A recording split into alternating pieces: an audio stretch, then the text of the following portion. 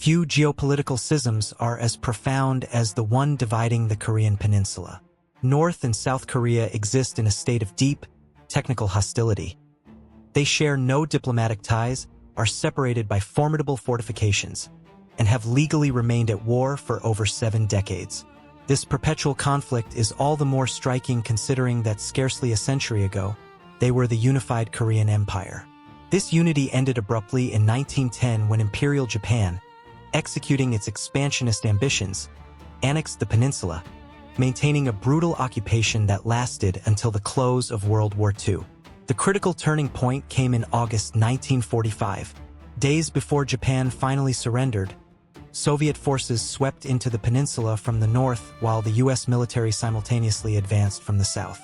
Concerned about the Soviet Union establishing unilateral control over the strategically vital region, the United States proposed a temporary demarcation along the 38th parallel. This arbitrary line was meant only to facilitate joint administration until a truly independent, unified Korean government could be established. However, the temporary arrangement quickly solidified into a permanent border as the nascent Cold War intensified ideological friction between the two global superpowers.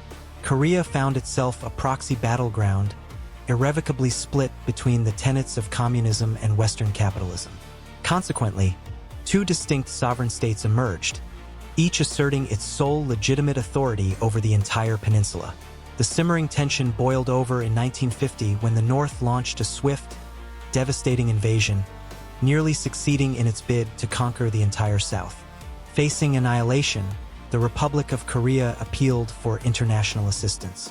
Under the leadership of the United States, United Nations forces swiftly intervened, executing a dramatic counteroffensive that drove the North Korean People's Army back almost to the Chinese border. Fearful of a U.S. presence directly on its frontier, China unofficially entered the fray, deploying approximately 2 million volunteers. While the Soviet Union supplied crucial weapons and military hardware, the conflict ultimately ground to a bloody stalemate, with the front line stabilizing near the original 38th parallel, leading to the signing of a military armistice in 1953. Crucially, that armistice never resulted in a formal peace treaty. Thus, the two Koreas technically remain locked in a military standoff, a conflict frozen but legally unresolved.